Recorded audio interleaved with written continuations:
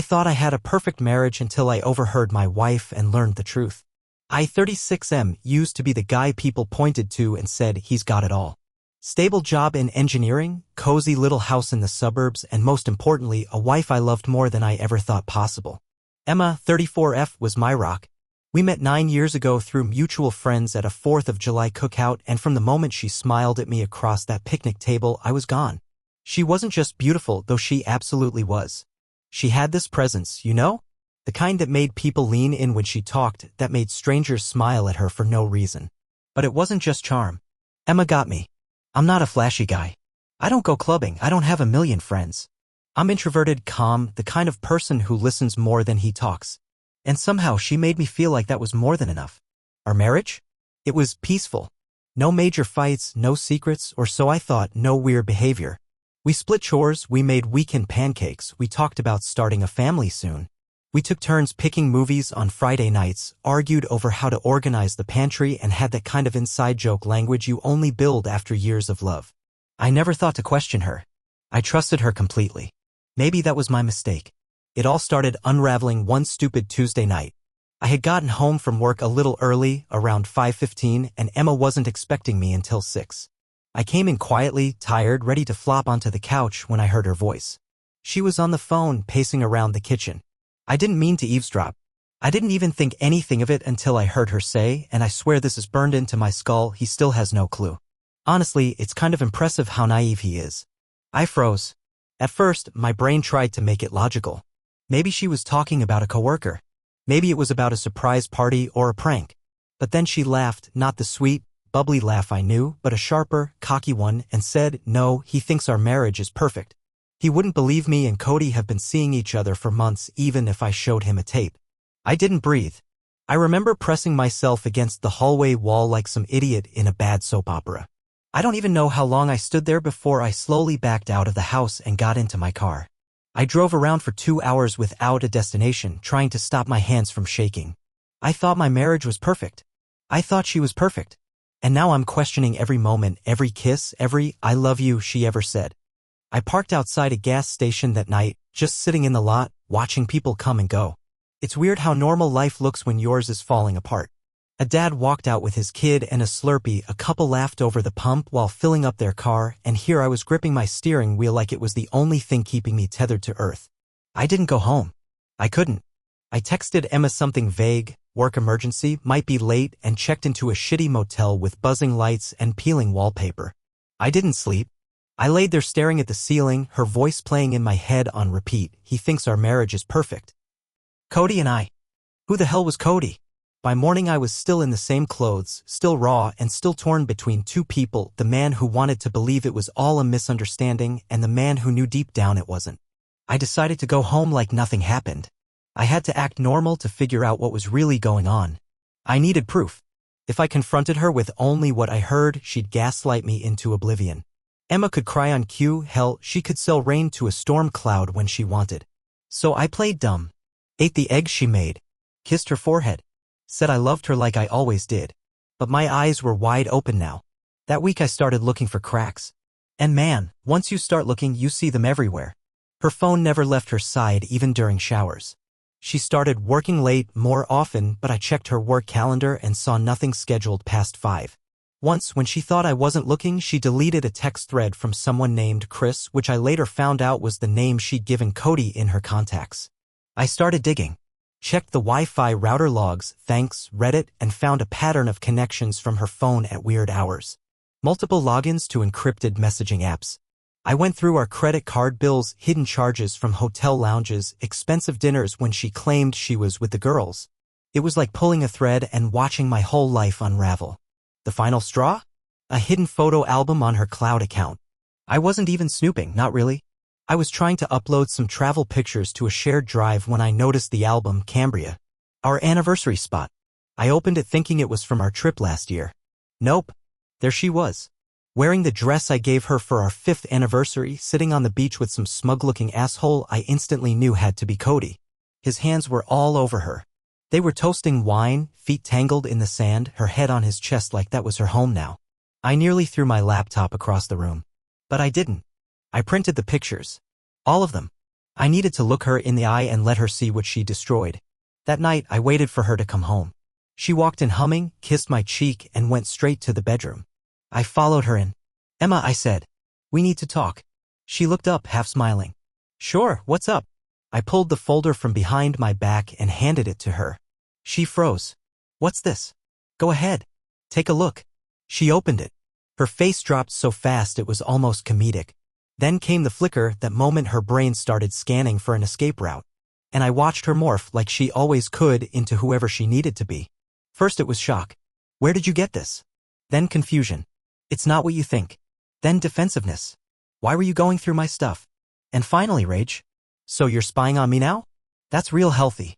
I didn't say a word. I just looked at her. Cold. Hollow. She crumbled faster than I expected. Sat down on the bed and put her head in her hands. Mumbled, "I didn't mean for it to go this far." I asked her one question. "How long?" She hesitated. Then 7 months. 7 months. While I was planning our Europe trip. While we were painting the nursery room for a child we hadn't even conceived yet.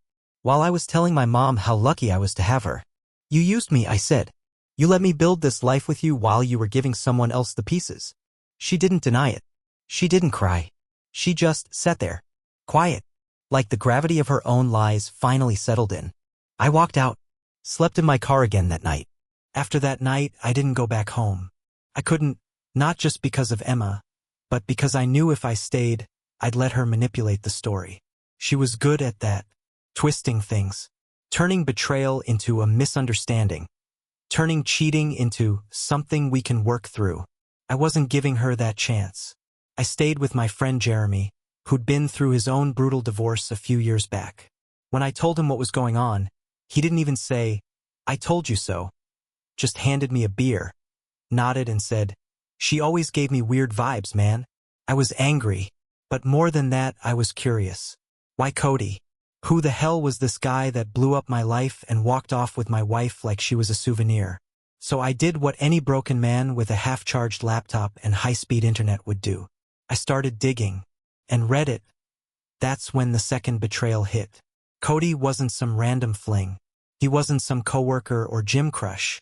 Cody was an ex. Not just an ex. He was the guy she dated for 5 years before me.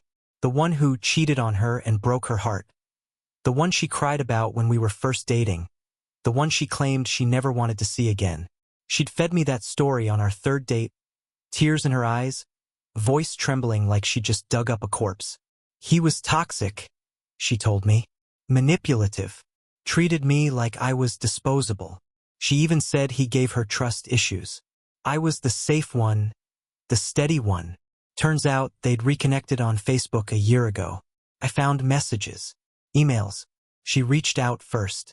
Let me say that again. She found him. She looked for him. And the worst part? She told him I was comfortable but boring. That I was too predictable and too nice to leave. She even called me her financial backup plan. You ever read something about yourself that feels like being punched in the lungs? That's what that was. I started connecting dots I didn't even know were there. The anniversary she forgot and blamed on work. The lingerie she bought just for me that I never saw again. The weird hotel points on our credit card that didn't match any trips we took. All of it made sense now. It wasn't just an affair. It was a strategy. Emma had a whole double life. With me, she was the sweet wife, Sunday morning pancakes, couples yoga, talking about adoption. With Cody, she was someone else. I saw pictures from her hidden album. Ones where she wore a completely different wardrobe. Club dresses, lace stockings, heels I didn't even know she owned.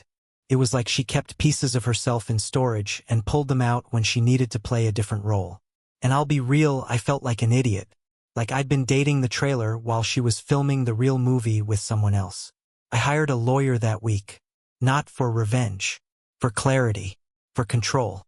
I wanted out of the marriage clean and fast. But before the papers could even be drawn up, she showed up at Jeremy's place. Knocked on the door in the rain like a goddamn Nicholas Sparks scene. He answered it. I heard him say, "He doesn't want to see you." But of course she wouldn't leave. So I stepped outside. She had no makeup on, tears streaking her cheeks. She looked small, weak. and for a split second I almost felt bad. Then she said the most manipulative thing I've ever heard in my life. Cody and I were planning to run away together. But after this, I realized you're the one who truly loves me. I laughed. Not even bitter, hysterically. Like she really thought that line would work? You were going to run away? I asked. Was that before or after you drained the joint account? That's right. She'd withdrawn $9,800 2 days after I confronted her. Almost the maximum before it flags the bank. Her plan was to disappear with Cody using our money. She opened her mouth to explain, but I cut her off. You never loved me, I said. You just liked the version of yourself that I helped you pretend to be. She begged, said she could change, said she'd cut Cody off. I told her she didn't need to. I already had. Turns out Cody was married. His wife was listed as the co-owner of their house on Zillow. I found her on Instagram, messaged her screenshots of the pictures, the texts, everything. She replied within an hour.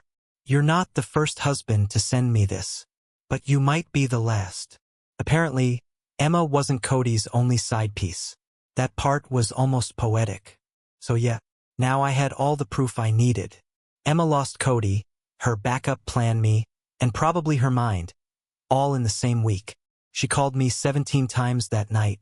I blocked her, changed my locks, froze the accounts, and I felt lighter. You'd think after all that, after being exposed, losing her affair partner, getting hit with divorce papers, Emma would just accept defeat. You'd be wrong. Emma wasn't done. Because women like her don't just walk away when the spotlight goes out. They scramble for another one. She didn't want me back. She wanted the illusion of control. The narrative. Within 2 days of getting served, she went full PR mode. She started texting my family. My mom, of all people. Playing the victim. Saying I'd snapped, that I was spying on her and emotionally distant for years. That I must have been cheating first and was projecting. I got a call from my sister who never liked Emma but always stayed polite, and she opened with, "So, Emma says you've been having an affair with someone from work." I almost choked. I told her the real story. Sent her the proof. The pictures. The timeline. The screenshots of Emma literally saying I was too nice to leave. My sister didn't say anything for a second, then just whispered, "Jesus Christ. She's unhinged." Yeah, no kidding. But Emma didn't stop there. She started showing up at my office. First it was accidental. She left her coat. Then it was, "Oh, I thought this was your lunch break." Then it became bold, waiting by my car, trying to catch me as I left. Crying. Hugging herself like she was in a damn rom-com. The first few times I walked past her without saying a word. But then she pulled the last card she had. Pregnancy. She showed up at Jeremy's place, again, eyes puffy, holding a tiny white stick in her hand. She said it with a shaking voice, "I'm pregnant. It's yours." I wish I could say I handled that moment like a champ. I didn't. I sat down on the porch steps and stared at her like my brain had just been reset. I felt the panic crawl back into my lungs, the cold sweat drip down my back. Because what if it was mine? What if, after everything, I was now tied to this woman forever? I asked the obvious, "When did you find out?" She hesitated. Said she wasn't sure, that the dates were a blur. Yeah, convenient. I took a deep breath and said, "If it's true, we'll get a paternity test. But until then, I want zero contact. Everything goes through my lawyer." She started screaming. Like screaming. Said I was abandoning her. That I was heartless. That I had changed. Yeah, I had. I called my lawyer the next morning. Explained the situation. They filed a motion to ensure no direct contact and requested any claims of pregnancy be handled through medical verification only. A week later, I got the truth. She wasn't pregnant. She never was. The test? Stolen from a coworker who actually was expecting. Emma had taken it from the break room bathroom trash, told her coworker congratulations that same morning. She used another woman's positive test to try and trap me. Like some kind of Lifetime movie villain. When I told her I knew the truth, she said nothing. No apology. Just stared at me like a robot short-circuiting. I think that was the moment it all hit her. The game was over. No Cody. No cushy marriage. No sympathy from my family. No baby to chain me to her. Just her. Alone. With her mask off. I finalized the divorce 2 months later. Fastest proceedings my lawyer had ever handled. She didn't even contest it. Probably because she knew everything in writing would destroy her. I kept the house. Not because I wanted it, but because I earned it. She got what she came into the marriage with: a few pieces of furniture, some clothes, and a smile that didn't fool anyone anymore. I changed the locks the same day the papers came through. Bought a new couch, painted the bedroom, threw out every mug she ever used. I deleted our anniversary photos, not out of spite, but because I didn't need to mourn a lie. The weirdest part? After all the chaos, I wasn't angry anymore. I was empty. Like I'd climbed out of a burning building only to realize everything inside had already turned to ash. It had been about 4 months since the divorce finalized when I got the letter. Yeah, a real, handwritten letter. In this age of DMs and texts and people posting entire apologies on Instagram stories, Emma decided to go full Jane Austen on me. I came home from work, found it wedged in the mailbox, no return address. But the handwriting? I knew it. I'd seen it scribbled across birthday cards and sticky notes on the fridge for 7 years. At first, I thought, do I even open this? I almost didn't. I even walked it over to the trash, stood there holding it over the can. But my fingers wouldn't let go. So I sat on the steps, ripped it open, and started reading. The first line stopped me cold. "You never really knew me, and that's on me." She went on to say she'd spent most of her life performing. That she never knew who she was without someone else wanting her. That I made her feel safe, too safe. Like she could finally rest, but instead she got restless. She needed excitement, danger, someone who didn't tuck her in and ask about her day, but someone who made her feel chaotic again. That was Cody. He made her feel young. Reckless. Alive, she wrote.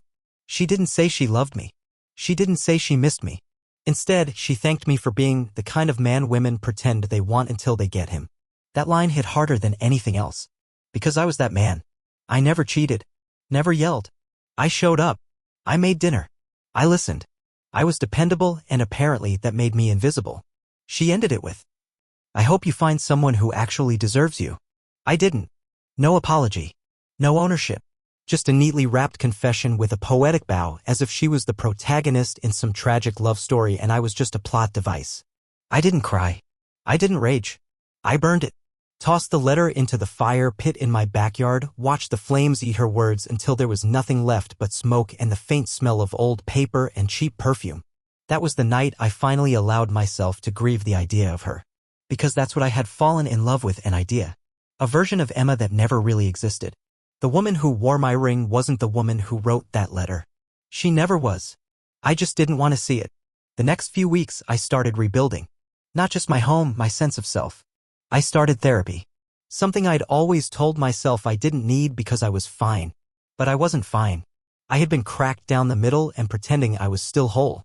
The therapist told me something I'll never forget. "You didn't fail. You were betrayed. There's a difference." That one line gave me back so much power. I started sleeping better. Eating better. I stopped checking her social media. I even blocked mutual friends who kept feeding me updates like I was still supposed to care what she was doing. Spoiler, I didn't. She tried to contact me one more time through an old friend. Said she was in therapy too, that she was growing and hoped maybe someday we could talk again. Nope. I didn't reply. I didn't even let the message sit. I just deleted it and texted my friend, "Please don't pass along messages from her again." That chapter's over. Because it was.